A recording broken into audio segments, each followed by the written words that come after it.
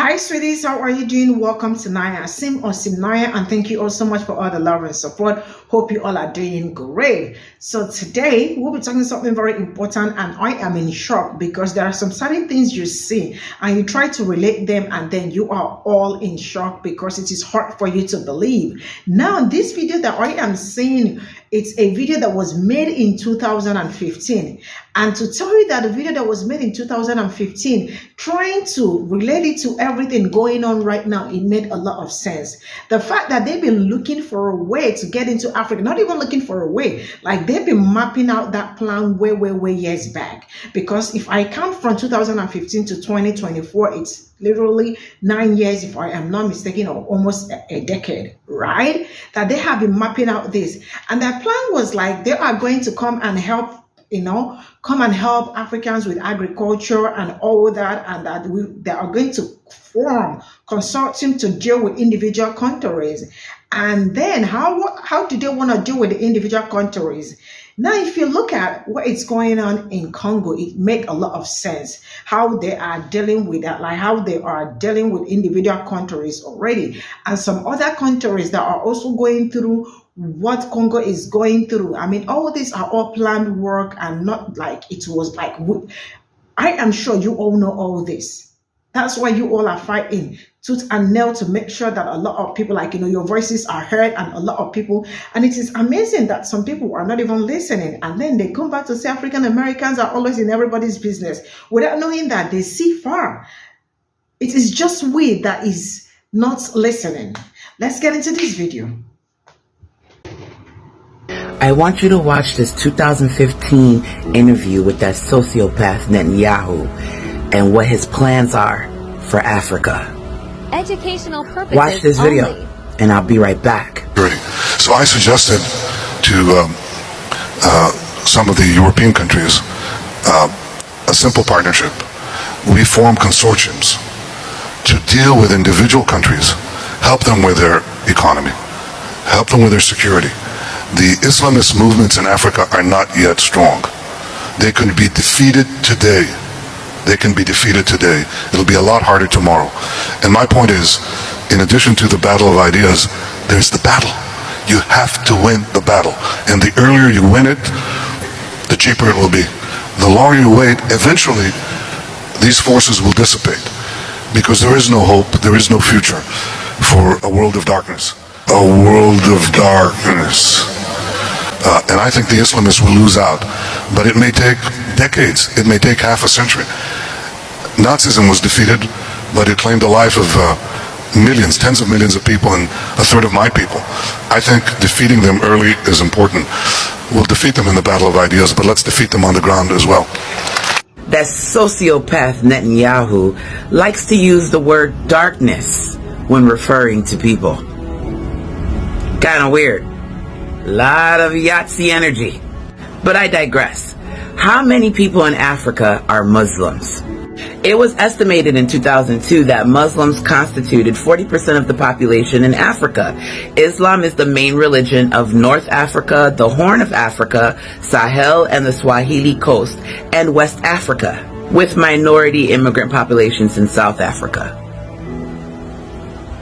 That's a lot of Muslim people. Now, he has already said that he talked to European countries to come up with a coalition, that they can all come together and go into Africa and do fuck what. Now, I wonder what plans they carved out for Africa. Ain't the first time they carved out plans for Africa. Let's not forget the Berlin Conference of 1884 and 1885. What was the purpose of the Berlin Conference? Otto von Bismarck created the Berlin Conference to settle disputes between the European powers with interest in Africa, to create pseudo borders of ownership, allowing various European nations to claim almost the entire continent, including its resources and their what? People. Mind you, there were whole civilizations in Africa. People that were living there. That was their home, their land. And the European countries had a conference to say, well, who gets a piece of Nigeria? Who gets a piece of Congo? Who gets a piece of South Africa? And they went and attacked Africa and stole the land. Now that sociopath Netanyahu stated that he had a meeting with European countries so that they can discuss what they should do with Africa under the guise that they're going after the Islamic movement in Africa. For those who keep thinking this is isolated just in, it's not. This is not even the Zionists against it is colonization against the indigenous populations. This is what we're seeing right now. Everything is interconnected. Keep thinking this ain't got nothing to do with you. If we don't step up and stop what's happening they're coming for the world. The Palestinian struggle is not just a cry for justice. It's a blistering battle for the most fundamental human rights that every living soul on this planet should inherit by birthright. It's an unyielding resistance against the oppressive, suffocating grip of occupation and the callous denial of the most basic human dignity. Just as the civil rights movement in the United States fought against the chains of racial discrimination, so too do the Palestinian people strive to shatter the chains of occupation and tyranny. Never forget, my friends, that the Palestinians, much like African Americans in the United States, have been subjected to a heart-wrenching history of suffering and torment. The birth of Israel in 1948 brought forth the mass expulsion and dispossession of hundreds of thousands of Palestinians from their ancestral homes and land. This is a historic injustice that continues to haunt the lives of Palestinians to this very day. The situation in Palestine serves as a brutal reminder of the consequences of colonialism and the ruthless dispossession of indigenous people.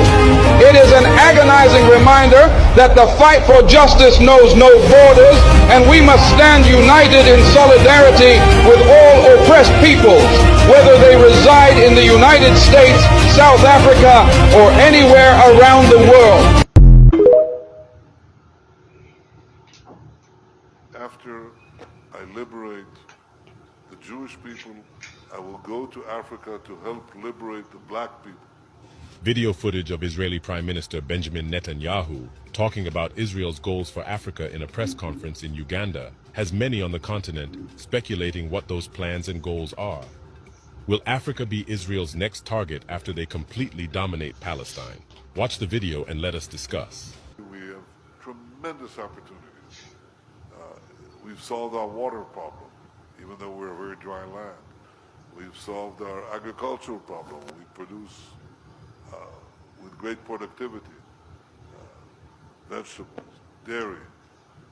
I always am boasting which cow produces more milk per cow in the world. You think it's a French cow or a Dutch cow. It's an Israeli cow. It's a computerized cow. Every move is monitored, you know. So this is all I got from this video. The first one, sometimes when some certain things happen, you start asking yourself, how did this happen and all that. The first one was in 2015, right? I don't even know how I saw this video. And the last one was recently, right? So it means they have been on this for years back.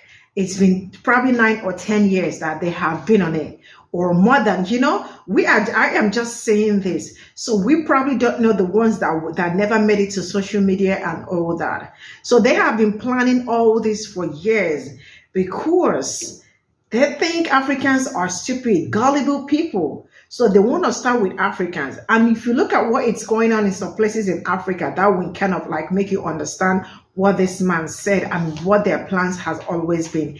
And the fact that they have been like, sometimes people map out plans, like, how they want to operate and the rest of it. And if you look at it, you will understand that everything that has been going on in Africans are not normal. then this is just an eye opener, because sometimes you don't know it all. But get into, I am saying a very big shout out to African Americans, because you all really opened my eyes to everything going on all over the world and all that. Getting to understand how these people operate. That when, I feel that you all already experienced them and you already know how they operate. And when you all say it and we don't listen, that is always the problem, because it ends up happening, Now, look at what is going on in Congo, Sudan, and some other places, Palestine, and all that, right? All these were predicted. And still to this very moment, it is happening. So it is more like them coming to Africa saying that, okay, I owe Nigeria, I owe Ghana, I am going to, so their plan has always been, let's get into these people. Let's see what we can take away from them, because they feel like, we are not capable of taking care of ourselves. So they want to come in, like he said, what did he say? That Africa is the Muslim part. They need to get into the Muslim part and all that. He is even referring to Africans as darkness. Did you hear that? Man, it's really awesome that I am still very sure that African leaders are still going to see this. They know what is going on, and still they chose to be adamant or not act on it. Not until, there is nothing to hold on to. But I am very happy that a lot of people, Niger and some other countries, some other countries are waking up, knowing that they did not, so when they say thief, the thief did not come they only come to steal and to so this is always what they've been doing, coming to steal, to take away, and to kill, and the rest of it. So now, man, really, we really need to wake up. Africans really got to wake up, because if we don't get it right, we are just finished. These people are coming, and they are coming with full force. You can imagine plans that they've been mapping out for years, and to this very moment, they are still mapping it out, and they know the places they are penetrating, because they know some leaders. That's why I keep saying, not until we start getting leaders that are not for Westerners, because it looks like we keep getting leaders that are for Westerners. All they do is to support the Westerners with the stealing and all that, selling away their own people out just to be with the Westerners, or just for what they are going to get from the Westerners. And that really sucks on every level. See, I am being very hopeful. I'm praying that we get leaders that will lead us right, because these ones that I am seeing, they are not even leading. They are not even leading themselves, let alone leading us. And I hope that we are able to see beyond some certain things, because it is when we see beyond some certain things that we are able to cover up the loopholes and make sure that nobody comes in. Nobody comes in. Nobody comes to steal. Nobody comes to take away something that does not belong to them, because they know where the resources are. They know the right places to go. So what they do first is try to disorganize the places, the countries, the cities that they have that there are something in it. So when they are done destroying these places and all that, the first thing they do is they start stealing and the rest of it. This is all I've got to say. Let me know what you all think in the comment section. I'll see you all in my next video. Bye for now.